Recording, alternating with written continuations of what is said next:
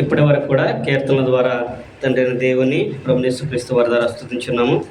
అలాగే ఈ సమయంలో కొద్దిసేపు దేవుని యొక్క వాక్యాన్ని మనం ధ్యానం చేసుకుందాము. ఈ సమయంలో దేవుని యొక్క గ్రంథం నుంచి కొన్ని సంగతులు నేర్చుకోవడానికి ప్రయత్నం చేద్దాము. మనము మార్కు సువార్త 4వ అధ్యాయము 24వ వచనం చదువుకొని అక్కడున్న కొన్ని సంగతులు నేర్చుకోవడానికి ప్రయత్నం చేద్దాము. అక్కడ ఏమని తెలియపరుస్తున్నారంటే ప్రభువారు, మరియు ఆయన మీరు ఏమి వినుచున్నారో జాగ్రత్తగా చూచుకొనుడి. చాలండి. ఏమన్నాడు ఇక్కడ ప్రభువారు? మనం చూసినట్లయితే మరియు ఆయన అంటే ప్రభువారు అంటున్నాడు, మీరు ఏమి వినుచున్నారో జాగ్రత్తగా చూసుకోండి. ప్రతి విషయంలో కూడా మానవమైన మనందరికీ కూడా, మనుషులైన మనమందరికి కూడా జాగ్రత్త అనేది చాలా ముఖ్యం. చాలా విషయాల్లో మనము జాగ్రత్త కలిగి ఉంటాము కూడా. ప్రతి విషయంలో కూడా మనం జాగ్రత్తగా ఉంటాం. అన్నం తినే విషయంలో జాగ్రత్తగా ఉంటాం, నడిచే విషయంలో జాగ్రత్తగా ఉంటాం, సంపాదించే విషయంలో జాగ్రత్తగా ఉంటాం, ఖర్చు పెట్టే విషయంలో కూడా చాలా జాగ్రత్తగా ఉంటాం. కానీ ఇక్కడ ప్రభువారు కూడా అంటున్నాడు, అయ్యా మీరు ఏమి తింటారో జాగ్రత్తగా చూసుకోకపోయినా పర్లేదు, మీరు ఏం తింటున్నారో చేసుకోకపోయినా పర్వాలేదు, కానీ మీరు ఏం సంపాదించుకున్నారో చూసుకోకపోయినా పర్లేదు, కానీ మీరు ఏం వింటున్నారో జాగ్రత్తగా వినండి. మనుషులు చెప్పేటప్పుడు అనేక మంది చాలా శ్రద్ధగా వింటూ ఉంటారు. ఇరుగు పొరుగు వారు కూర్చొని మాట్లాడుకునేటప్పుడు కొంతమంది చెప్పే మాటలు చాలా శ్రద్ధగా ఆలకిస్తూ ఉంటారు. అందుకని ప్రభువు కూడా అన్నాడు, మీరు ఏం వినుచున్నారో జాగ్రత్తగా చూసుకోండి. ఇప్పుడు ఈరోజు కూడా మనం నేర్చుకోే పాఠ్యాంశం పేరు ఏంటంటే ఏదైతే ఏంటి, ఏదైతే ఏమైంది అంటారు కదా. ఏదైతే ఏమైందిలే అంటారు కదా లోకంలో, ఏమైందిలే అంటారు కదా. ఇప్పుడు ఉదాహరణకి మనం ఆలోచించేద్దాము. మన పౌరింగి గ్రామంలోనే అనేకమైన స్కూళ్ళు ఉన్నాయి. అవన్నీ ఎందుకు గవర్నమెంట్ స్కూల్లో జాయిన్ చేయొచ్చుగా అంటే జాయిన్ చేస్తారా? జాయిన్ చేయరు. ఎందుకు? ఏదైతే ఏమైందో ఏదైనా స్కూలే కంటే ఒప్పుకుంటారా? ఒప్పుకోరు. ఎందుకంటే పిల్లలకి బాగా చదువు రావాలంటే, క్రమశిక్షణ ఉండాలంటే, రూపాయి పోయినా, ఖర్చు అయినా, కష్టమైనా, నష్టమైనా కానీ మంచి స్కూల్ కావాలంట. అంటే ఎక్కడైతే బాగా స్టడీ ఉంటుందో ఎతికి మరి వీళ్ళు అక్కడికి వెళ్ళి మనము పిల్లల్ని జాయిన్ చేస్తాం. మరి దేవుని యొక్క వాక్యం దగ్గరికి వచ్చేసరికి ఏదైతే ఏమైందిలే అని ఎలా అనుకుంటున్నారు? జనులు కూడా అలాగే అనుకుంటున్నారంట ఇక్కడ. అందుకని ప్రభువారు అంటున్నాడు, మీరు ఏమి వినుచున్నారో జాగ్రత్తగా చూసుకోండి. అక్కడ ప్రభువారు అంతకుముందు శాస్త్రులు పరిశీలు అందరూ కూడా వాళ్ళు చేసే ధర్మశాస్త్ర ఉపదేశ బోధన వింటున్నారు, కానీ ఆ బోధ ప్రకారం వారు జీవించట్లేదు. అందుకనే ప్రభువారు కూడా అంటున్నారు, అయ్యా మీరు వింటున్నారు కానీ మీరు ఏం వింటున్నారో జాగ్రత్తగా చూసుకోండి, లేకపోతే మీకే ప్రమాదం. మీరు ఏ కొలత అయితే కొలుస్తారో అదే కొలతో మీకు కొలవబడుతుంది. మీరు ఏ పంట అయితే వేస్తారో అదే మీరు విత్తుతారు అనే విషయాన్ని ప్రభువారు కూడా తెలియపరుస్తుంది. కాబట్టి మనం కూడా ఏదైతే ఏమైందిలే, ఎక్కడైతే ఏంటిలని ఎప్పుడు కూడా ఆలోచన చేయకూడదు. లోకంలో భౌతికంగా మనం జీవించేటప్పుడు ఏదైనా సంపాదించుకోవాలన్నా కానీ, ఏదైనా సాధించాలనుకున్నా కానీ ఇబ్బంది లేదులే, కానీ దాని కొరకు ప్రయాసపడినా పర్వాలేదు, కానీ దేవుని యొక్క వాక్యం దగ్గరికి వచ్చేసరికి నువ్వు చాలా జాగ్రత్తగా ఉండాలి. ఏదైతే ఏమైందిలే, ఎక్కడైతే ఏమైందిలే, వెళ్ళిపోతే సరిపోయింది కదా, ఆదివారమే కదా, జరిగిచ్చేసాం కదా, వచ్చేసాం కదా, మనం వెళ్ళేసి వచ్చేసాం కదా అనుకుంటే దేవుడు ఒప్పుకోడు. ఆయనకి ఇష్టలుగా మనం జీవించాలని కోరుకున్నాడు. ఇలాగే కొంతమంది గ్రంథంలో కూడా కొంతమంది భక్తులు కూడా ఏదైతే ఏమైందని చెప్పేసి చేయకూడని కార్యాలు చేసి దేవుని చేత శిక్ష పొందినట్లు మనం చూడగలము. లేవి కాండంలో కనుక మనం చూసినట్లయితే, లేవియ కాండము 10వ అధ్యాయంలో కనుక మనం చూసినట్లయితే అక్కడ మనం చూసినట్లయితే ఎవరు కనపడతారు? అక్కడ మనకి అహరోను కుమారులైనటువంటి నాదాబు, అబీహులు కనపడతారు. లేవి కాండము 10వ అధ్యాయము 1-2 వచనం మనం చదువుకున్నట్లయితే దేవుడు యాజకుల్ని ప్రత్యేకంగా ఏర్పాటు చేసుకున్నాడు. అది లేవి కుటుంబాన్ని, లేవి కుటుంబం ఇశ్రాయేలు గోత్రాల్లో 12 గోత్రాల నుంచి ఆయన లేవి గోత్రాన్ని ప్రత్యేకంగా ఏర్పాటు చేసుకొని దేవుని సన్నిధిలో అంటే దేవుని మందిరంలో లేవీలు మాత్రమే ఆయనకి బలులు అర్పించాలి. అలాగే దేవుని సన్నిధిలోకి వాళ్ళు మాత్రమే ప్రవేశించాలి. దేవునికి దూపం వేయాలని వాళ్ళు మాత్రమే వేయాలి. దేవుని సన్నిధిలో ఏ పనైనా సరే లేవీలే చేయాలి. లేవీలో ప్రాముఖ్యంగా అహరోను కుటుంబీకులు చేయాలి. అది దేవుడు కూడా మనం చూసుకుంటే లేవి కాండం మొదటి అధ్యాయం కాడ చూసుకుంటే మొదటి అధ్యాయం కాడ నుంచి కూడా చెప్పుకుంటూ వస్తారు. ఎవరెవరు ఏ పని చేయాలి, ఎవరెవరు ఎక్కడ ఉండాలి, అహరోను కుమారులు ఏం చేయాలి, అహరోను కుమారులకు ఎలాంటి బట్టలు రావాలి, ఎలా ఉండాలి అనే విషయం మొత్తం కూడా చెప్పుకుంటూ వచ్చిన తర్వాత ఇక్కడ అహరోను కుమారులు కూడా ఏం చేశారంటే 10వ అధ్యాయము 1-2 వచ్చిన మనం చదువుకున్నట్లయితే అహరోను కుమారులైన నాదాబు అబీహులు తమ తమ దోపార్తులను తీసుకొని వాటిలో నిప్పులుంచి వాటి మీద ధూపద్రవ్యం వేసి యెహోవా తమకు ఆజ్ఞాపింపని వేరొక అన్నాగ్ని ఆయన సన్నిధికి తేగా యెహోవా సన్నిధి నుండి అగ్ని బయలుదేరి వారిని కాల్చివేసెను. వారు యెహోవా సన్నిధిని మృతి పొందిరి. ఏమన్నాడు ఇక్కడ? దేవుడు వారికి ఆయన ధూపం వేయడానికి ప్రత్యేకమైన అగ్ని ఏర్పాటు చేశాడు ఆయన. అది మటుకే వాళ్ళు చేయాలి. కానీ వీళ్ళు ఏం చేశారు? యాజకుల కుమారులు, మరలా అందులో దేవుని సేవకులు ప్రత్యేకించి ఏర్పాటు చేసుకున్న వాళ్ళు ఈ నాదాబు అబీహులు కూడా. అహరోను ఎంతగా దేవునితో భయభక్తి కలిగినాడో మనకి తెలుసు. మరి ఆయన కుమారులు చెప్పినప్పుడు కూడా వాళ్ళ కుమారులు కూడా అవన్నీ కూడా దేవుడు చెప్పిన మాటలన్నింటి కూడా మోషే గారి ద్వారా దేవుడు ఏమైతే చెప్పించాడో అవన్నీ కూడా వీళ్ళు కూడా విని వాళ్ళు ఏం చేశారంటే తమ తమ దూపార్తలు తీసుకొని దేవుని సన్నిధిలో దూపం వేయడానికి వచ్చినప్పుడు ఏం చేశారంటే వాళ్ళు అక్కడ వెళ్తా ఉండగా దారిని కనపడే నిప్పులు తీసుకొని వెళ్ళిపోయి వేసినట్లుగా మనము చూడగలం. దాని ద్వారా ఏమవుతుందంట? వేరొక అన్నాగ్ని అనే విషయాన్ని వాడాడు. అంటే అగ్ని విషయంలోనే, ధూపం వేసే విషయంలోనే దేవుడు అంగీకరించినప్పుడు మరి ఈ రోజున దేవుని కుమారుని ఆరాధించే విషయంలో, సేవించే విషయంలో ఎవరు పడితే వాళ్ళు, ఎక్కడ పడితే అక్కడ, ఏది పడితే తింటే ఊరుకుంటాడు ఆయన? ఎలా పడితే అలా చేస్తే ఒప్పుకుంటాడా? ఇక్కడ అహరోను కుమారులు కూడా వాళ్ళు ఏం చేశారంటే వేరొక అన్నాగ్ని తీసుకొచ్చారు. వాళ్ళు తీసుకొచ్చినప్పుడు దేవుని యొక్క అగ్ని బయలుదేరి వచ్చి వారిని కాల్చివేసింది. ఈ రోజున మనకంత ప్రమాదం ఏమీ లేదు.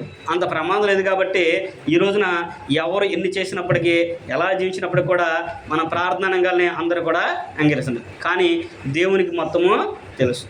ఎందుకంటే దేవుడు ఏమైతే ఆజ్ఞాపించాడో దానిని మాత్రమే మనము చేయాలి. ఇక్కడ అహరోను కుమారుడు నాదాబు అబీహులు కూడా ఏం చేశారంటే ఏదైతే ఏమైంది అగ్నేగా అనుకున్నారు. నిప్పుల మీద ధూపం మీద పొగ వచ్చింది కదా, ఏమైంది అనుకుని వాళ్ళు తెచ్చారు. మరి దేవుడు అంగీకరించాడా? ఏదైతే ఏమైందిలే అగ్నే కదా అని చెప్పి చెప్పుకున్నాడా? నాకు ధూపం వేయడం కావాలి కాబట్టి నాకు ధూపం వేసినప్పుడు ఒప్పుకున్నాడు ఆయన? ఏమాత్రం కూడా ఒప్పుకోడు. ఎందుకంటే దేవునికి మొదటి నుంచి కూడా ఆయన పరిశుద్ధుడు, ఆయన నీతి కలిగిన వాడు, యథార్థవంతుడు. ఆయన ఏ మాట అయితే ఆజ్ఞాపించాడో మాట తప్పని దేవుడు ఆయన. అందుకని ఆయన సర్వశక్తి గల దేవుడు అని కూడా ఆయన గురించి తెలియపరుస్తుంది. ఏదైతే చెప్పారో అది మాత్రమే మనము చేయాలి.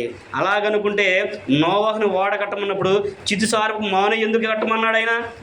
ఏ చెక్క అయితే ఏమైంది? టేకులు ఉన్నాయి, జామ, ఈ బోళ్ళని చెక్కలు ఉన్నాయి కదా, ఏదైనా కట్టుకోవచ్చు కదా. కానీ ఒప్పుకుంటాడా? ఏమాత్రం కూడా ఒప్పుకోలేదు. చితిసారపు మాను ఎక్కడే దొరుకుతుందో నువ్వు వెళ్ళి దాన్ని తెచ్చుకొని దాంతో మాత్రమే నువ్వు వాడగట్టమన్నాడు. ఈ రోజును కూడా దేవుడు ఎక్కడైతే ఆరాధించబడతాడో, ఎక్కడైతే ఆయన నామానికి ఘనత కలుగుతుందో, ఎక్కడైతే ఆయన మన ప్రార్థన ఆలకిస్తాడో, ఎక్కడుండి ఆయన మనల్ని అంగీకరిస్తాడో అక్కడుండి మాత్రమే మనం దేవుణ్ణి ఆరాధించాలి. లేదనుకోండి, ఇదిగో ఇక్కడ మనం చూస్తున్నాం కదా, అహరోను కుమారుడు నాదాబు అబీహులకు ఎలా కలిగిందో అలాగే ఈ లోకంలో కూడా రేపు ప్రభు వచ్చినప్పుడు ప్రతి ఒక్కరే కూడా అదే విషయాన్ని జరిగిస్తుంది. కనుక మనం ఏదైతే ఏమిదని ఎప్పుడు కూడా అనుకోకూడదు. దేవుని సన్నిధికి వచ్చే విషయంలో మరీ చాలా జాగ్రత్తగా మనం ఉండాలనేది అక్కడ ఆయన తెలియపరుస్తున్నాడు. అంటే దేవుని సన్నిధి తీసుకొచ్చే విషయంలోనే అలా ఉన్నప్పుడు మరి దేవుని యొక్క మాట వినే విషయంలో ఇంకెంత జాగ్రత్తగా ఉండాలి. అలాగే లేదు దేవుని కొరకే కదా మనం చేసేది అనుకుంటే ఆయన అంగీకరిస్తాడా? ఆయన అంగీకరిస్తాడా? దేవుని కొరకే కదా మేము చేసిందంటే ఒప్పుకుంటాడా? అది కూడా చూద్దాం. సమూయేలు మొదటి గ్రంథం మనం చూసినట్టయితే సమూయేలు మొదటి గ్రంథము 15వ అధ్యాయం కనుక మనం చూసి చదువుకున్నట్లయితే అక్కడ ఇశ్రాయేలీయులకి దేవుడు నియమించిన మొట్టమొదటి రాజు సౌలు. ఆయన దేవునికి ఏదైతే చెప్పాడో దాన్ని ఆయన జరిగించలేకపోయాడనే విషయాన్ని కూడా ఇక్కడ మనం చూడగలము. మనం చదువుకున్నట్లయితే సమూయేలు మొదటి గ్రంథము 15వ అధ్యాయము 22వ వచనంలో కనుక మనం చదువుకున్నట్లయితే అక్కడ ఆయన ఏమంటున్నాడంటే సమూయేలు మొదటి గ్రంథము 15వ అధ్యాయము 22వ వచనము. అందుకు సమూయేలు తాను సెలవిచ్చిన ఆజ్ఞను ఒకడు గైకొనుట వలన యెహోవా సంతోషించినట్లు ఒకడు దహన బలులను అర్పించుట వలన ఆయన సంతోషించునా? ఆలోచించుము. బలులు అర్పించుట కంటే ఆజ్ఞ గైకొనుటయు, పొటేలు క్రొవ్వు అర్పించుట కంటే మాట వింటయు శ్రేష్టము. అమాలేకుల మీదకి యుద్ధానికి వెళ్ళి వారిని సమూలం నాశనం చేసి మొత్తం కూడా ఏం విడిచిపెట్టడం మొత్తం నాశేసి మీరు రండి అని చెప్పంటే ఈయన ఏం చేశాడంటే సౌలు గారు ప్రజలకు భయపడి ఏంటంట, అక్కడ మీరు పై వచనం మనం చదువుకుంటే ఆయన అంటాడు, ఆయన రాజుగారు జనులకు భయపడ్డాడంట. జనులకు దడిసి బలిష్టమైన ఎద్దులను ఆవులను వాటన్నింటిని కూడా తీసుకొచ్చి దేవునికి బలర్పించడానికి అని చెప్పేసి చెబుతున్నాడు. ఇక్కడ సమూయేలు గారు దాని విషయం చేసినప్పుడు సౌలు గారు చేసినప్పుడు సమూయేలు గారు దాన్ని గమనించాడు. దేవుడు అన్నాడు, అయ్యా ఇల్రాపో ఒకసారి ఆయన దగ్గరికి అని చెప్పినప్పుడు సమూయేలు గారు సౌలు గారి దగ్గరికి వచ్చి, సౌలా నాయన అనగానే, అయ్యా వెళ్ళాను, యుద్ధం చేశాను, దేవుడు చెప్పినట్టుగా చేశానంటే చాలా వెరీ గుడ్, బాగా చేశాను అన్నాడా. మరి నీ దొడ్లో వినపడుతున్న సౌండ్ ఏంటి నాకు అని అన్నాడు. నీ దొడ్డులో వినబడుతున్నది ఏంటి అని అంటే, అయ్యా నా దేవునికి బలర్పించడానికి తెచ్చాను అన్నాడు. శ్రేష్టమైనయే కదా, ఆయనకు కావాల్సింది కూడా బలు అర్పించాలి కదా, బలు ఆయనకి ఇష్టమే కదా, దహన బలు ఆయనకి ఇష్టమే కదా. అందుకని చెప్పి ఆయన అన్నాడు, అయ్యా నా దేవునికి బలర్పించడానికి వచ్చాను అన్నప్పుడు సమూయేలు కూడా శబాష్ వెరీ గుడ్ మంచివాడు అన్నాడా? ఏమాత్రం కూడా అంగీకరించాలి. అప్పుడు ఆయన అంటున్నాడు, అయ్యా ఆయన మాట వినడం శ్రేష్టమా? నువ్వే ఆలోచించు, ఆయన చెప్పినట్టు చేయాలి, కానీ నీకు నచ్చినట్టు నువ్వు చేస్తే ఆయన ఆనందిస్తాడా? నీకు నచ్చినప్పుడు నువ్వు వచ్చి నీకు నచ్చినట్టుగా నీవిచ్చి నీకు ఇష్టం వచ్చినట్టు నువ్వు చేస్తే ఆయన సంతోషిస్తాడా? కాబట్టి ప్రతి విషయంలో కూడా మనం ఆలోచన కలిగి ఉండాలి. ఇక్కడ సౌలు గారు కూడా అదే విషయాన్ని చేసినప్పుడు సమూయేలు గారు అంటున్నాడు, యెహోవా ఆజ్ఞను గైకొనుట వలన యెహోవా సంతోషించినట్లు ఒకడు దహన బలులు అర్పించడం ఆయన సంతోషిస్తాడా? చెప్పు. ఆయన మా ఆజ్ఞ గైకొనడమే మంచిది, ఆయన మాట వినడము శ్రేష్టము అనే విషయాన్ని చెబుతున్నాడు. ఆజ్ఞ గైకొనాలి, ఆయన మాట వినడమే శ్రేష్టము. ఆయన ఏం చెప్పాడో ఆ పనిని మాత్రమే చెయ్యాలి. ఆయన ఏం ఆజ్ఞాపించాడో ఆ ఆజ్ఞను మాత్రమే మనము పాటించాలి. అంతకు మించి నీకు అవసరం లేదు. ఆజ్ఞ అంటే ఆజ్ఞ అంతవరకే, ఆజ్ఞను మీరి నువ్వు చేయడానికి అవకాశం నీకు లేదు. అందుకనే క్రొత్త నిబంధనలో కూడా అనేక సందర్భాల్లో ప్రభువు కూడా చెప్పాడు, తండ్రి యొక్క ఆజ్ఞను మీరు ఆలోచించండి, తండ్రి చిత్తం ప్రకారం మీరు జరిగించండి. ఆయన ఆజ్ఞాపించాడు, నేను పాటిస్తున్నాను. ఆజ్ఞ అతిక్రమమే పాపమని కూడా వాక్యం మనకి తెలియపరుస్తుంది.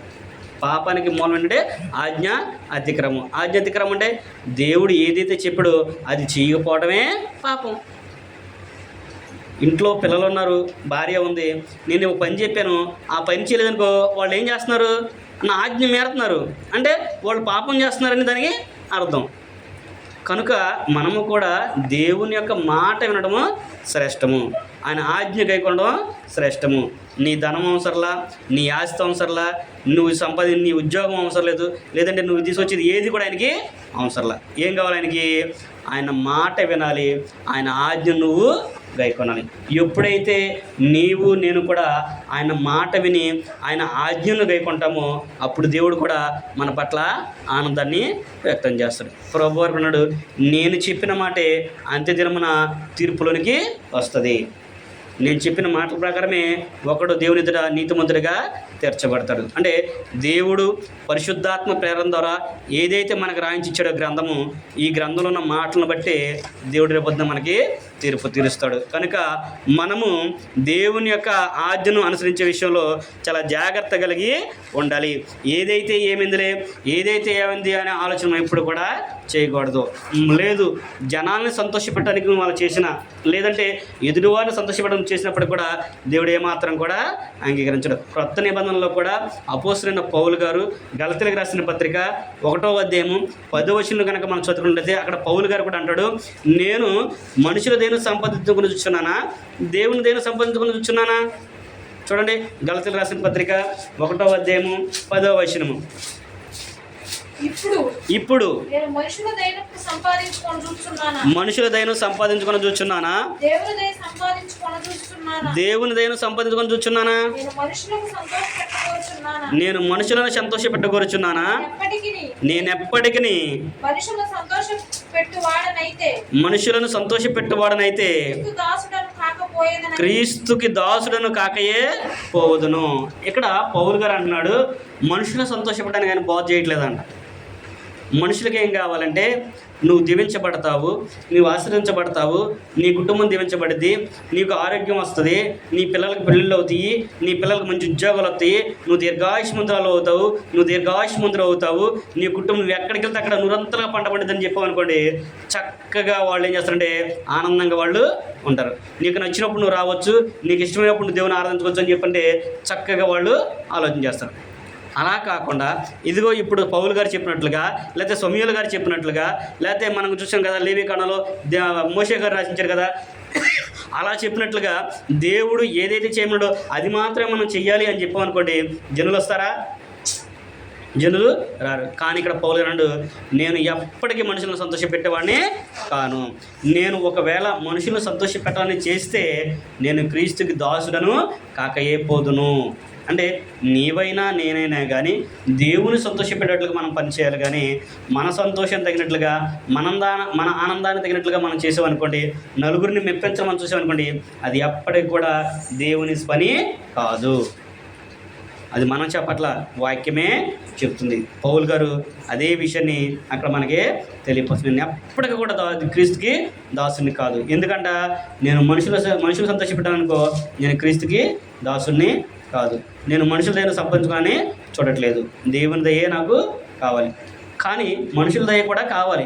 కానీ ఎలా కావాలో అది దేవుని యొక్క వాక్యం ద్వారానే మనకి వివరిస్తుంది. తిమోతి పత్రికలో కూడా పౌలు గారు అంటాడు, వారు కల్పనా కథల వైపు తిరుగుతారు, దురద చెవులు గలవారై ఉంటారు అనే విషయాన్ని చెప్తారు. అంటే వాళ్ళకి ఎలాంటి వారు కావాలో వాళ్ళు తమ కొరకు తామే వారిని బోధకుల్ని పోగు చేసుకుంటారంట. వారు దురద చెవులు గారే తమ స్వకీయ నాశనం కొరకు బోధకులను ఏర్పాటు చేసుకుంటారు. వారు కల్పనా కథలను వారి కథలను అన్నింటిని కూడా చెప్పి వారు తమ వైపు తిప్పుకుంటారు.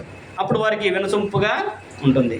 కానీ తీరా అది చూసరికి ఎక్కడికెళ్తారంటే నరకానికే దారి తప్ప, వారి నాశనానికే తప్ప అది వారికి ప్రయోజనకరం కాదు అనేది కూడా అక్కడ పౌలు గారే మనకి తెలియపరుస్తుంటాడు. కనుక మనము నీవైనా నేనైనా కానీ ఎప్పుడు కూడా దేవుని సంతోషపెట్టేవారుగానే ఉండాలి. ఏదైతే ఏమైంది, దేవుడు చెప్పింది కదా అని నువ్వు ఆలోచన చేస్తే అక్కడ దేవుడు ఒప్పుకోడు. నాకు తెలుసు, నాకంటే గొప్పగా ఎవరికి తెలుసు, వాళ్ళు అలాగే చెప్తారులే, నిన్నగాక మొన్న వచ్చారు, ఆడికేం తెలుసు, వీళ్ళకేం తెలుసు అని అనుకున్నాం అనుకో, చేయగలిగింది ఏం కూడా లేదు. అలాగనుకున్న వారికి కూడా దేవుని యొక్క వాక్యం తెలియపరుస్తూ ఉంది. కొరింథీయులకు రాసిన మొదటి పత్రిక 2వ అధ్యాయము 4-5 వచనం కనుక మనం చదువుకున్నట్లయితే, అపోస్తలుడైన పౌలు గారు కొరింథీయులకు రాసినటువంటి మొదటి పత్రిక 2వ అధ్యాయము 4-5 వచనాలు కనుక మనం చదువుకుంటే అక్కడ నీ విశ్వాసము మనుషుల జ్ఞానమును ఆధారము చేసుకొనక దేవుని శక్తిని ఆధారం చేసుకొని ఉండవలనని నేను మాట్లాడినను సువార్త ప్రకటించినను జ్ఞానయుక్తమైన తీయని మాటలను వినియోగింపక పరిశుద్ధాత్మయు దేవుని శక్తి కనపరుచు దృష్టాంతముని మీకు వివరించి చెప్పితేనే.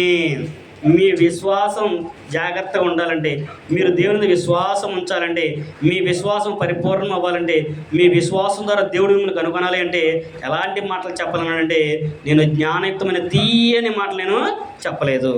కొంతమంది మాట్లాడితే అంటారు, కొంతమందికి ఎంత తీయగా ఉందో, చాలా వినసొంపుగా ఉంది అంటూ ఉంటారు. అంటే వాళ్ళు చెప్పేది వాక్యమా కథ అనేది వాళ్ళకి అనవసరం, కానీ వారి నోటి మాట వాళ్ళకి అంత తీయగా ఉండద్దు అంట. ఇక్కడ పోలండి, నేను జ్ఞానయుక్తమైన తీయని మాటలైతే నేను చెప్పలేదు. పరిశుద్ధాత్మయు దేవుని శక్తి కనపరచు దృష్టాంతాలు మీకు తెలియపరిచాను. ప్రభువారు కూడా మనకి పౌలు గారు కూడా అంటాడు, కొరింథీ పత్రికలోనే 3వ అధ్యాయం అంటాడు, మనకి బోధ కలుగు నిమిత్తము బుద్ధి కలుగు నిమిత్తము ఇవి వ్రాయబడి ఉన్నవి అని అంటాడు. వాటిని మనము ఇతరులకు తెలియపరచాలి. ఒక వ్యక్తి దేవుని యందు విశ్వాసం ఉంచాలి అంటే, దేవుని అంగీకరించాలంటే, క్రీస్తు సువార్తకు లోబడాలి అంటే వానికి ఏ మాటలు కావాలో ఆ మాటలు తెలియపరచాలి. కానీ జ్ఞానయుక్తమైన తీయట్ల మాటలను చెప్పి వారిని ఆకట్టుకొని వారిని ఆకర్షించినట్లుగా పౌలు గారు కూడా ఎక్కడ బోధించలేదు. మనం చరిత్ర చదువుకుంటే పౌలు గారి యొక్క గొంతుకు కానీ పౌలు గారి యొక్క రూపం కానీ మనం చూస్తే చాలా ఇదిగా ఆయనే ఉండట. మనుషులు ఎవ్వరు కూడా లక్ష్య పెట్టరంట అలాంటి ఆయన్ని. కానీ అలాంటి ఆయన దేవుని కొరకు బహు బలమైన వాడిగా ఆయన వాడబడ్డాడు. అనేక మందికి సువార్తని ప్రకటించాడు. దేవుని యొక్క వాక్యము ఉన్నట్లుగా చెప్పి దేవుని యొక్క ప్రేమను ఘనతను ఆయన పొందుకున్నట్లుగా మనము చూడగలము. ఏదైతే ఏమైంది అని మనం జాగ్రత్తగా చూసుకోవాలి. అంటే మనం ఏం వింటున్నామో జాగ్రత్తగా చూసుకోమని ప్రభువారు చెప్పాడు. అలాగే మనం ఏం వింటున్నామో జాగ్రత్తగా చూసుకున్నప్పుడు మనకి ప్రతి విషయం కూడా మనకి అర్థమవుతుంది. మనం విన్నదాన్ని మనం బైబిల్లో ఉన్నట్టు ఉందా లేదా అనేది మనం పోల్చి చూసుకుంటే ఆ విషయాలన్నీ కూడా మనకి అర్థమవుతుంది. జ్ఞానయుక్తమైన తీయని మాటలు చెబుతున్నారా లేకపోతే దురదృష్టలుగా మనం ఉన్నామా, దేవుని యొక్క వాక్యం అలా చెబుతుందా లేదని ప్రతి వ్యక్తి కూడా ఆలోచన చేసి అంగీకరిస్తే వారికి ప్రయోజనకరం. అందుకనే ప్రభువుడు మీరు ఏం వినుచున్నారో జాగ్రత్తగా చూసుకోండి. అందుకనే అక్కడ మార్కు సువార్తలో ప్రభువారు చెప్పాడు, లేవి కాండంలో నాదాబు అబీయులు కూడా వాళ్ళు సరిగా వినలేదు కనుకనే దేవుని యొక్క అగ్ని వలన వాళ్ళు మరణించారు. అలాగే సమూయేలు గారు కూడా జనులను సంతోష పెట్టాలని ఆలోచన కలిగి దేవుని యొక్క మాటను నిర్లక్ష్యం చేశాడు. ఆయన అంటే ప్రజల యొక్క మాటకైనా లోపడ్డాడు. అంటే ప్రజలకు భయపడ్డాడు. అంటే ఏం ఆలోచించాడు, ఆయన రాజుగా ఉన్నాడు కాబట్టి ప్రజలకు ఏదైనా నచ్చడం చేస్తే నన్ను తీసేస్తారేమో అనే ఆలోచన కలిగి ఉన్నాడు. కానీ అసలు వీళ్ళెవరో, నన్ను నిర్మించింది ఆయన, నన్ను ఏర్పాటు చేసింది ఆయన, నన్ను నిలబెట్టింది ఆయన కాబట్టి ఆయన మాట వినాలి. కాబట్టి ఆయన నిలబెట్టేదైనా పడగొట్టేది ఆయన కాబట్టి ఆయన మాటలను ఆలోచన చేయకుండా జనులకు భయపడి ఆయన ఆ పని దేవుని యొక్క ఆజ్ఞను మీరాడు. తద్వారా తను ఆయుష్ తీరకుండానే చనిపోయాడు. తన రాజ్యం పోయింది, తన కుటుంబం కూడా ఉనికిలో లేదు. ఈనాడు కూడా క్రొత్త నిబంధనలో కూడా అపోస్తలుడైన పౌలు గారు కూడా అన్నాడు, అయ్యా నేనైతే మనుషులు ఎప్పటికీ సంతోషపెట్టను, వాళ్ళు ఆనందంగా ఉండాలని నేను బోధ చేయను. నేను బోధ చేశానంటే దేవుని యొక్క వాక్యం ఉన్నట్లుగానే చెప్తాను. వారి నిత్య జీవన సంపదను ఆలోచించని నేను చెప్తాను. క్రీస్తు మాటలను చెప్తాను కాబట్టి తప్ప నేను జ్ఞానయుక్తమైన తీయని మాట నేను చెప్పను అని చెప్పేసి పౌలు గారు కూడా చెప్పాడు. ఒకవేళ నువ్వు జ్ఞానం అయితే నువ్వు జ్ఞానం అవ్వచ్చు, కానీ నీ జ్ఞానం నీకు లాభకరం కాదు అని కూడా పౌలు గారు చెప్పినట్లుగా మనము చూడగలము. ఇప్పుడు అందులోనే ఏదైతే ఏమైంది అనే దాంట్లో రెండో పాయింట్ మనం చూసినట్టయితే, మనము ఏదైతే ఏమైనా జరిగించుకుంటూ వెళ్ళిపోతే జరిగే నష్టం ఏంటో అనేది మనం చూద్దాం. జరిగే నష్టం ఏంటంట, ఆనాడు వాళ్ళిద్దరు ప్రాణాలు పోగొట్టుకున్నారు, ఒకళ్ళు రాజ్యాన్ని పోగొట్టుకున్నారు.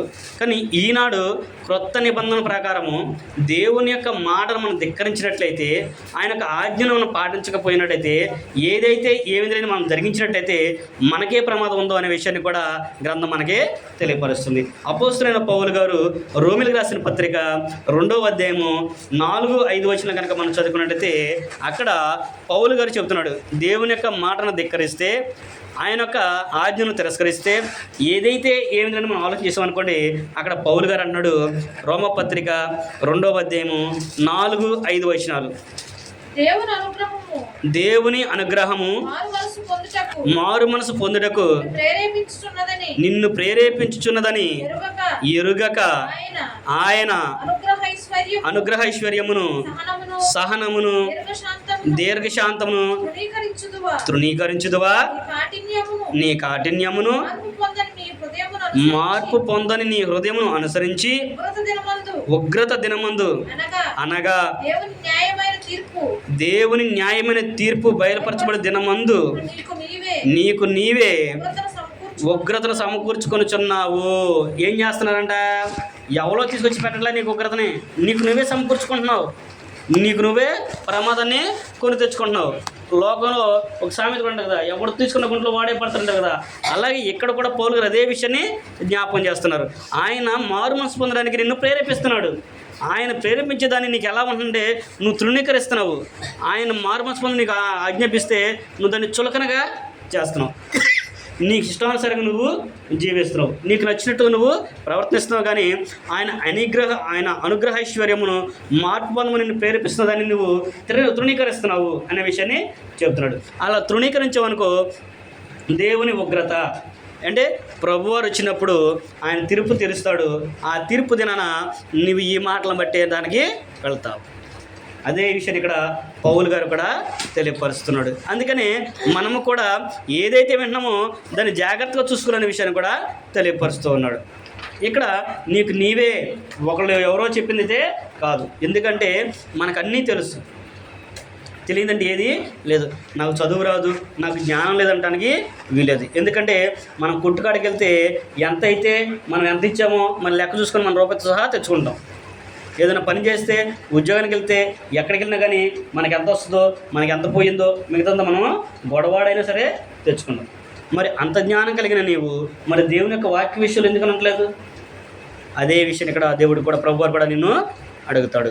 ఆయన మారు మనసు పొంది నిన్ను ప్రేరేపిస్తుంది. వాక్యం అయితే విన్నప్పుడల్లా నీ హృదయం చేస్తుంటే నువ్వు మారు మనసు పొంది అంటుంది.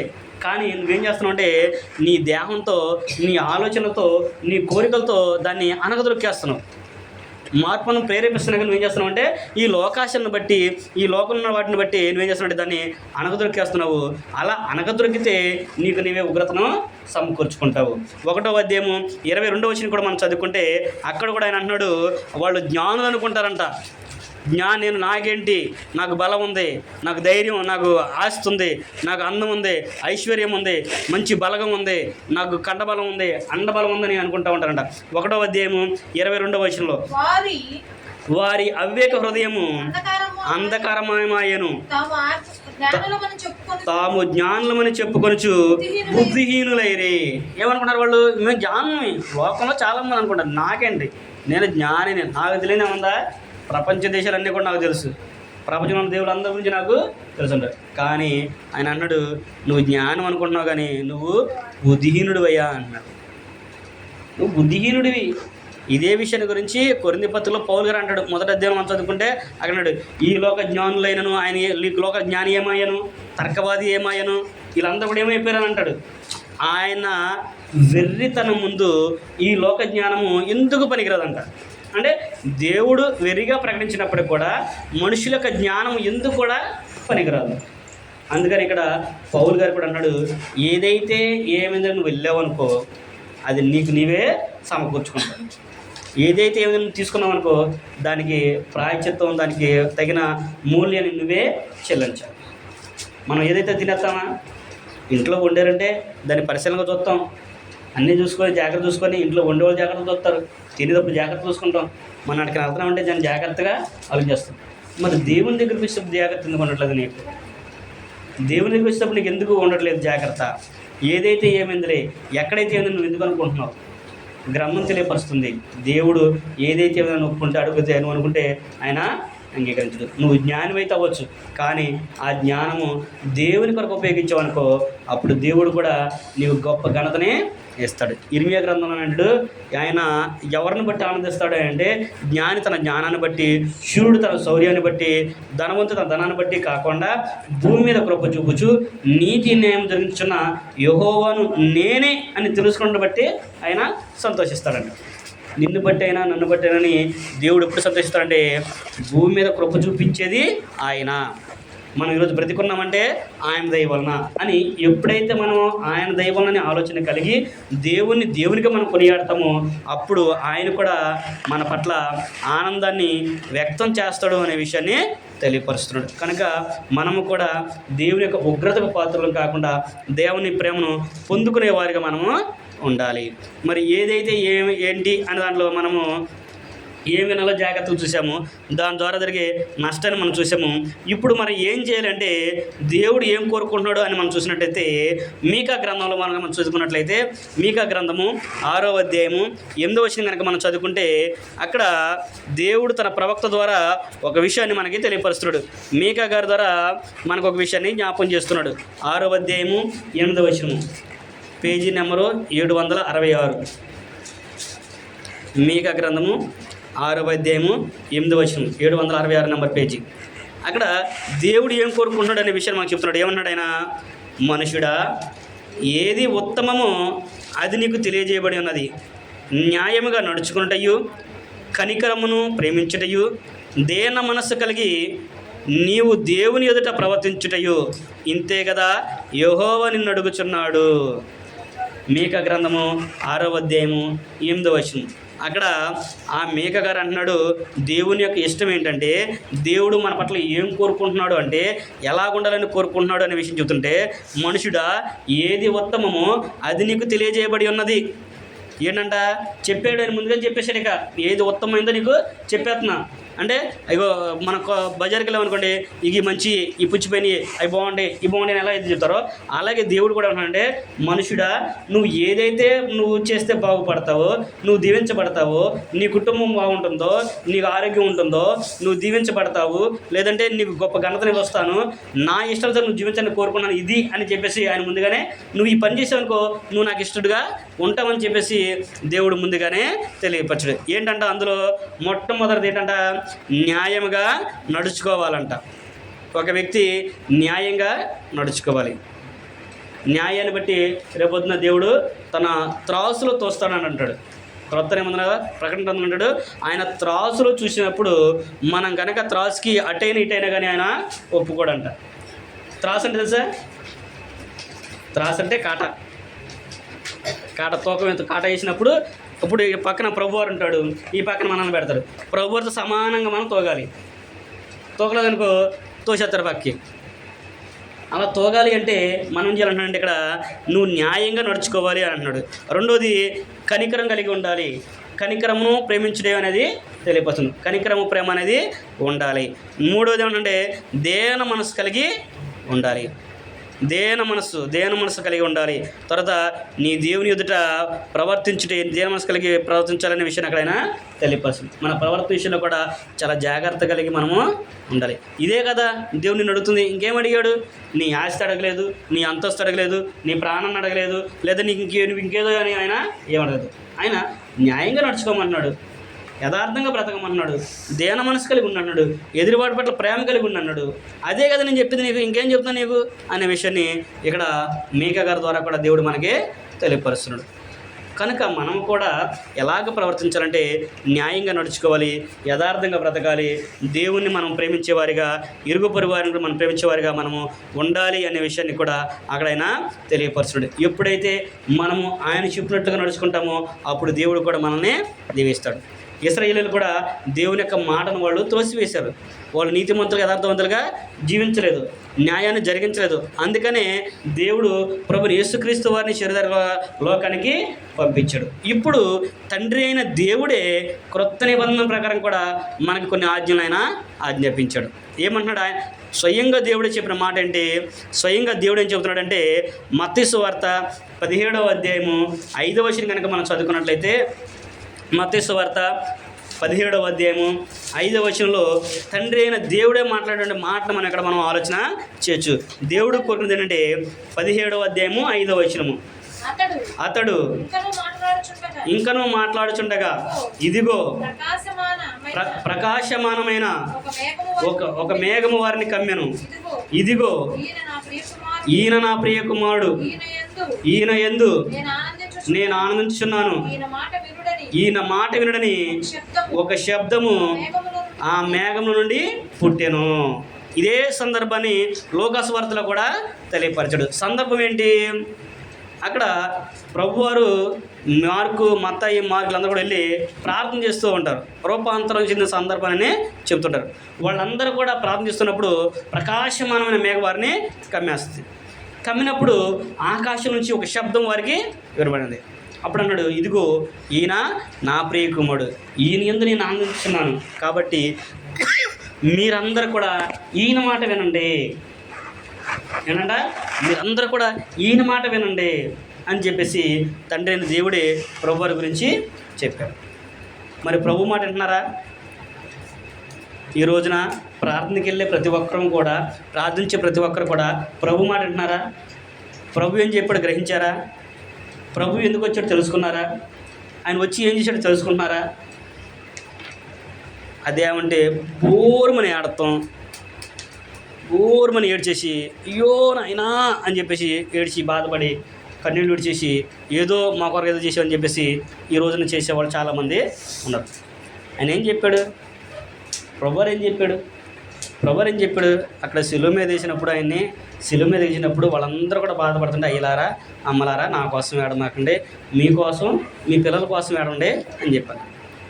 కానీ మనకి సంవత్సరానికి 2 సార్లే మనకి గుర్తొస్తుంది. డిసెంబర్ 25 గుర్తొచ్చింది, తర్వాత రేపు వస్తుంది కదా, శ్రమదానం అవుతుంది కదా, అప్పుడు గుర్తొస్తుంది. అప్పుడు గుర్తొచ్చి అయ్యో మా కొరకు చచ్చిపోయావయ్యా అయ్యా అని ఏడుతుంది. అంటే నేను ఏదో అన్నాను కాదు, వాస్తవం ఇది.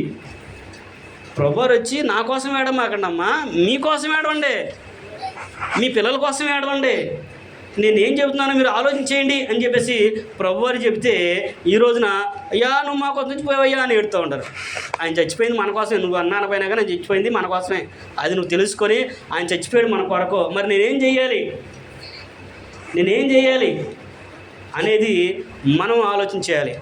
అందుకనే ప్రభువారు కూడా అన్నాడు, మత్తయి సువార్త 28వ అధ్యాయంలో మనం చదువుకున్నట్లయితే, మత్తయి సువార్త 28వ అధ్యాయము 18 నుంచి 20 మనం చదువుకుంటే, అక్కడ ప్రభువారు చెబుతున్నాడు, అయితే యేసు వారి యొద్దకు వచ్చి పరలోకమందును భూమి మీదను నాకు సర్వాధికారం ఇవ్వబడి ఉన్నది, కాబట్టి మీరు వెళ్ళి సమస్త జనులను నాకు శిష్యులనుగా చేయండి, తండ్రి యొక్కయు కుమారుని యొక్కయు పరిశుద్ధాత్మ యొక్కయు నామములోనికి వారికి బాప్తిసం ఇచ్చుచు నేను మీకు ఏ సంగతిని ఆజ్ఞాపించుదునో వాటన్నిటినీ గైకొనవలని వారికి బోధించుడి, ఇదిగో యుగ సమాప్తి వరకు సదాకాలం నేను మీతో కూడా ఉన్నానని చెప్పేసి ప్రభువారు చెప్పాడు.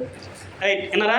ఏనాడు మీరు సర్వలోకమునికి వెళ్ళి సర్వ సృష్టికి సువార్తను ప్రకటించి సమస్త జనులకు శిష్యులుగా చేయండి, నేను మీకు ఏదైతే ఆజ్ఞాపించానో వాటన్నిటిని కూడా వాళ్ళు కూడా గైకొన్నట్లుగా వారికి బోధించి నేర్పించండి అని చెప్పాడు. అంటే ప్రభువారు ఏమైతే బోధించాడో అపోస్తులందరూ కూడా అదే బాన్ని బోధించారు. అపోస్తులు బోధించింది అంటే అపోస్తులు అంటే ఆదిమ సంఘం బోధించిన దాన్ని దేవుడు గ్రంథస్థం చేయించి పరిశుద్ధాత్మ ప్రేరణ ద్వారా మనకి ఈ రోజున బైబిల్ రూపంలో క్రొత్త నిబంధనగా మనకి ఇచ్చాడు. మరి వారు చెప్పిన మాటలు బట్టి మనం జీవిస్తున్నామా? వారు ఏమైతే ఆజ్ఞాపించారో దాని ప్రకారం చేస్తున్నామా?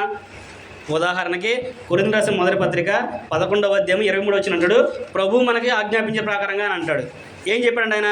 ప్రతి ఆదివారం సంఘంగా కూడుకొని ఆయన శరీరాన్ని ఆయన రక్తం తీసుకొని నా మరణాన్ని మీరు ప్రచురణ చేయండి అన్నాడు. ఎప్పటి వరకు?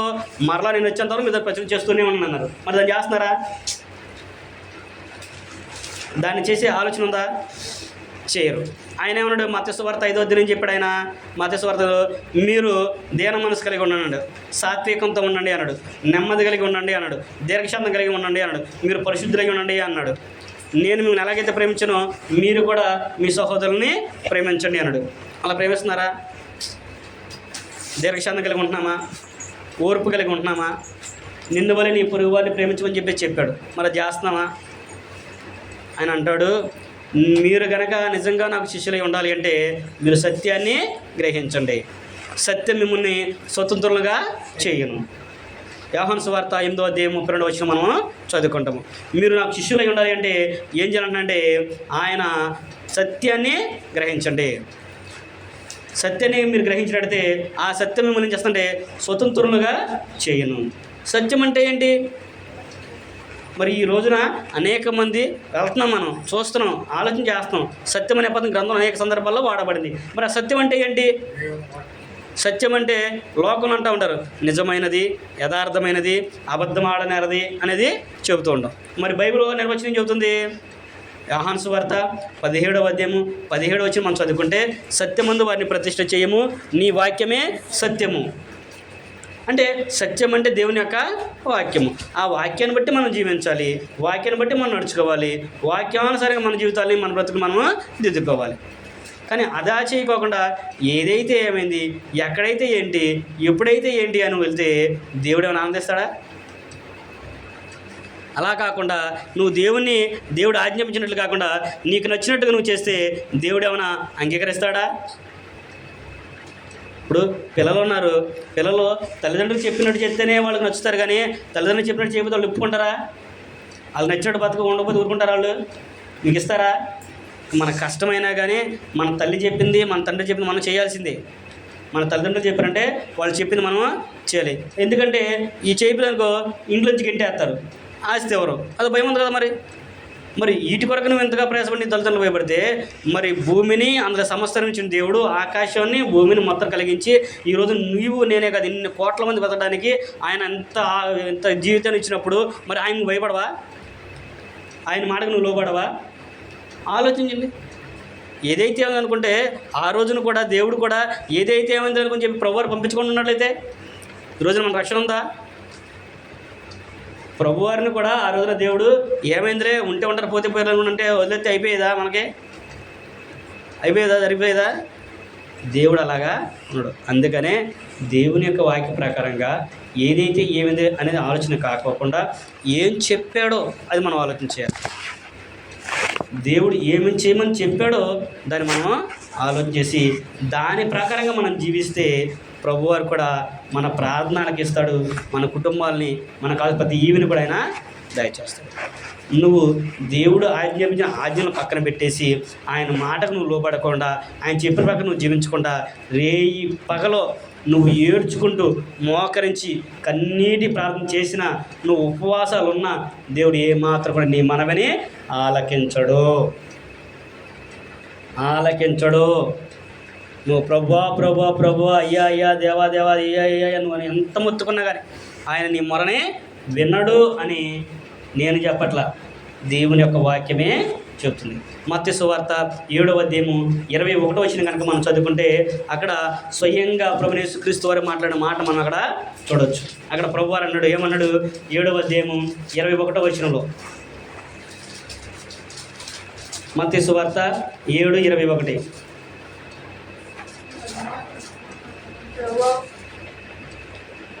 చదవండి.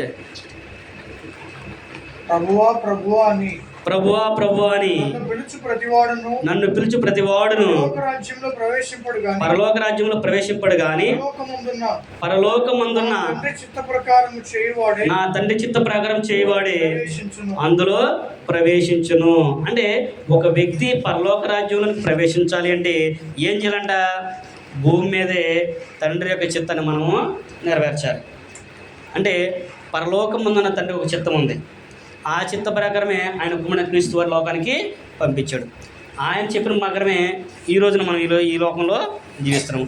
ఇప్పుడు జీవించే మనము ఆయన చిత్తాన్ని గ్రహించి ఆయన చిత్తం ఏంటో తెలుసుకొని ఆ చిత్త ప్రకారంగా మనం జరిగించామనుకోండి దేవుడు మనకు పరలోకాన్ని ఇస్తాడు. నువ్వు ఆ చిత్తాన్ని బట్టి జరిగించకుండా ఆయన చిత్తాన్ని బట్టి నువ్వు మాట్లాడుకోకుండా ఆయన చిత్తాన్ని బట్టి నువ్వు ప్రార్థన చేయకోకుండా ప్రభువా నువ్వు ఏడిచినా మొత్తుకున్నా నువ్వు ఎంత గింజుకున్నా కానీ నీకు పరలోకల స్థానం అనేది లేదు. అందుకని అక్కడ ప్రభువారు అన్నాడు, ప్రభుని పిలిచి ప్రతి వాడు పరలోక రాజ్యంలో ప్రవేశింపడు కానీ పరలోకమందున అతనికి ఒక చిత్తం ఉంది, ఆ చిత్త ప్రకారం చేయవాడు దానిలోనికి ప్రవేశిస్తాడు. అయితే ఆ దినాన అంటే ప్రభువారు రెండోసారి వచ్చేటప్పుడు ఆ దినాన అనేకులు వచ్చి ఏమంటారంట? చదువునాను అక్కడ కూడా. అది కూడా ఆ దినమును అనేకులు నన్ను చూచి ప్రభువా మేము నీ నామమున ప్రవచింపలేదా? నీ నామమున దయ్యమును వెళ్ళగొట్టలేదా? నీ నామమున అనేకమైన అద్భుతములు చేయలేదా అని చెప్పుదురు.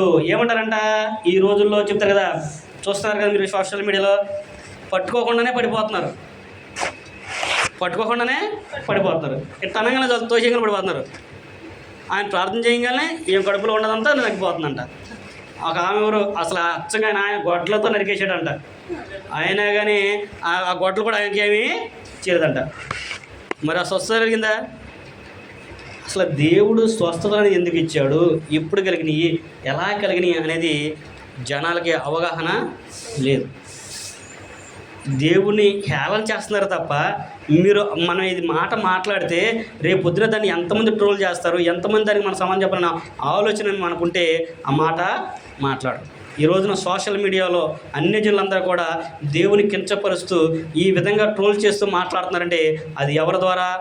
నీ ద్వారానే, నిన్ను బట్టే అది జరుగుతుంది. ప్రభువారు అద్భుతాలు ఉన్నాయి, లేవని మన గ్రంథం ఎక్కడ చెప్పాలా. ఈ రోజున కూడా నేను అద్భుతాలు జరుగుతాయి, కానీ ఎప్పుడు జరుగుతాయి, ఎక్కడ జరుగుతాయి అనేది నువ్వు ఎలా జరుగుతాయి అనేది నువ్వు తెలుసుకోవాలి. అది గ్రంథంలోనే నీకు తెలియపరుస్తుంది. ఆనాడు ప్రభుని యేసుక్రీస్తు వారు కానీ అపోస్తులు కానీ స్వస్థపరిచారంటే, కుష్ఠరోగి అక్కడ నుంచి కూర్చుంటే ఆయన లెగమంటే ఎమ్మన్నే కుష్ఠరోగం ఆయన విడిచిపెట్టి వెళ్ళిపోయింది. ఎమ్మన్నే లేచి ఆయన పరిపెత్తుకొని వెళ్ళిపోయాడు. కళ్ళు లేనివాడికి ప్రభువారు మట్టి మట్టి తీసి ఆయన కన్ను మీద రాయగానే ఎమ్మన్నే కళ్ళు వచ్చేసింది. రక్తస్రావ రోగం కలిగిన స్త్రీ ఆయన చెంగు మాత్రం ముట్టుకుంది, ఆ రక్తస్రావం అప్పటికి ఆగిపోయింది.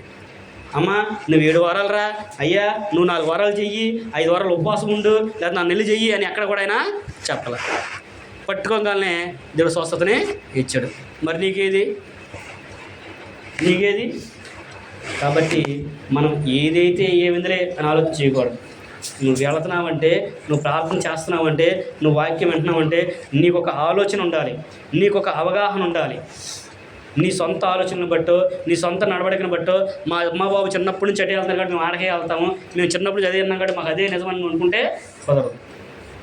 అటు అనుకున్నప్పుడు చిన్నప్పటి నుంచి మన అమ్మ నాన్నలు ఏం చేశారు? కవతాలు ఉన్నారు.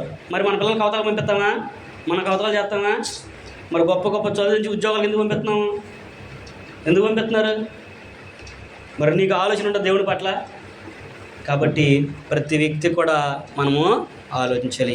ఏదైతే ఏమైందిలే అనేది కాకోకుండా ఇది ఏంటి అనే ఆలోచన నువ్వు చేయాలి.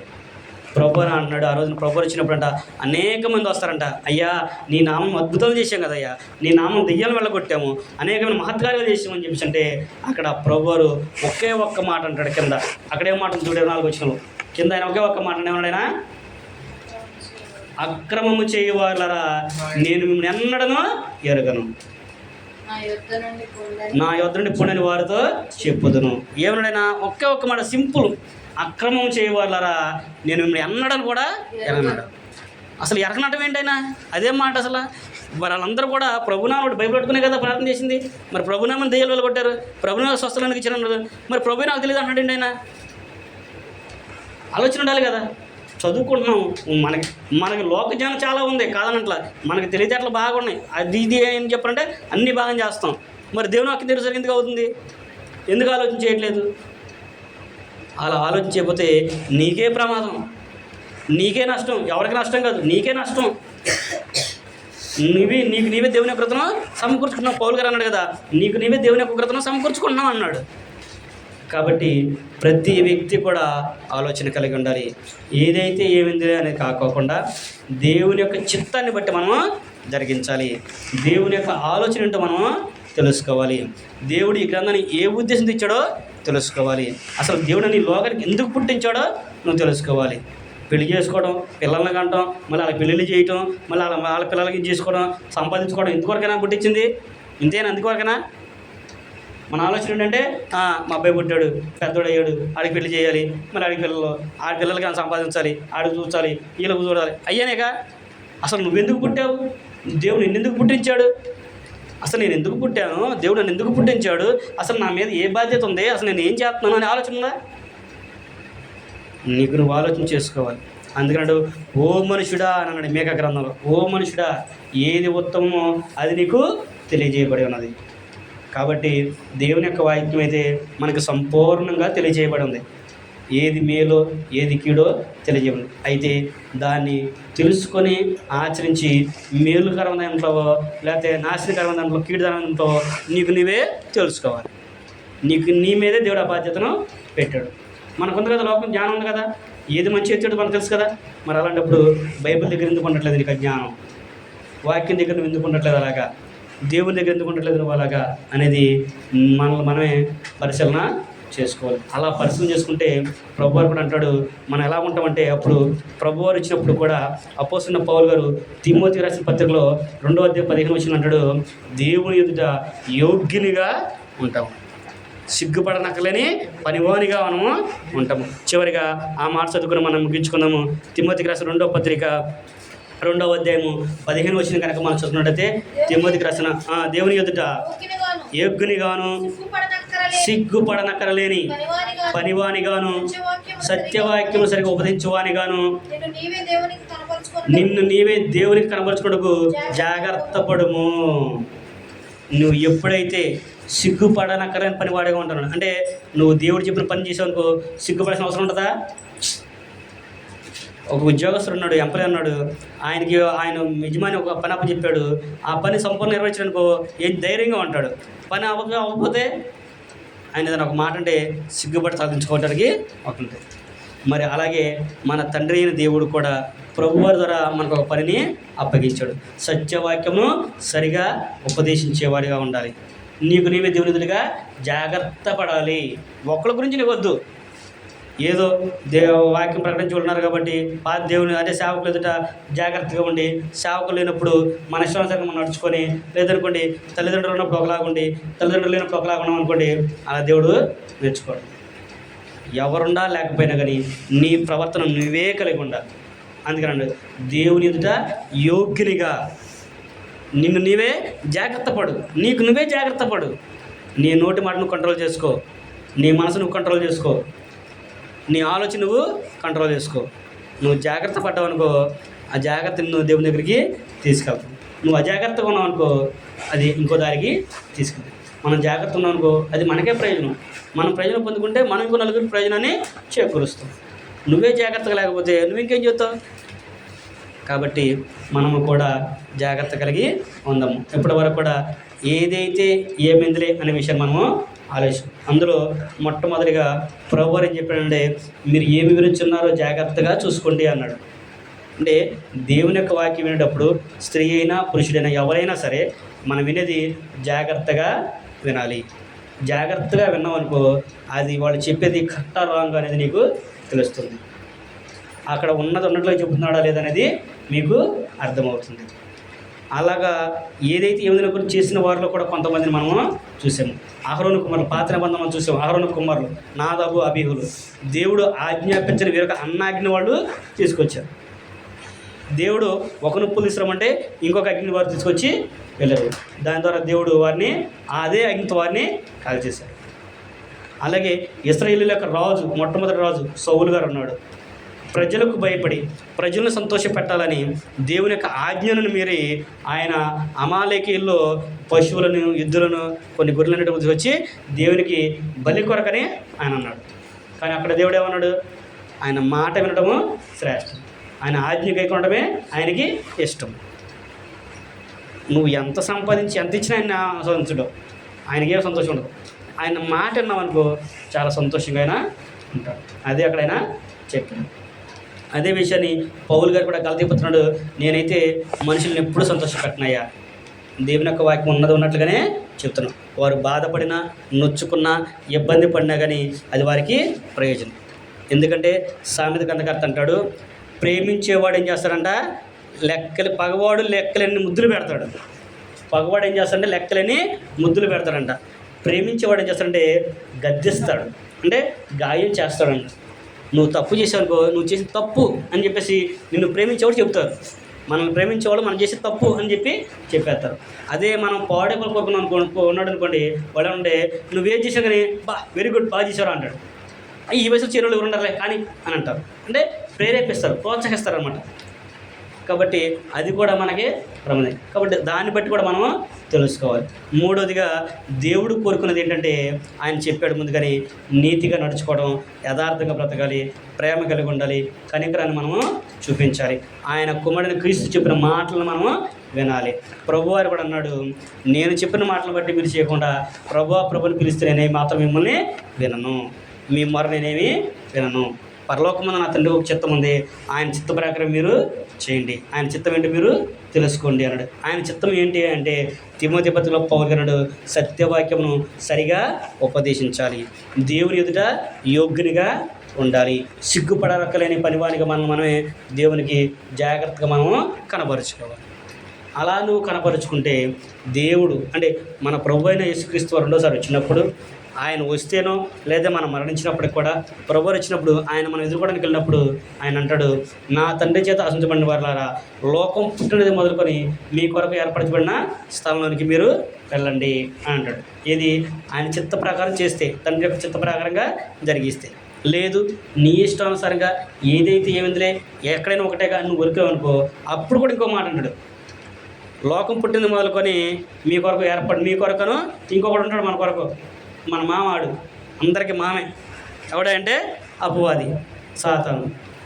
సాతానికి వాడి అనుచరులకు పలానా స్థలం ఏర్పరిచాను, మీరందరూ కూడా అటు వెళ్ళిపోండి నాన్న, అటు వెళ్ళిపోవడం.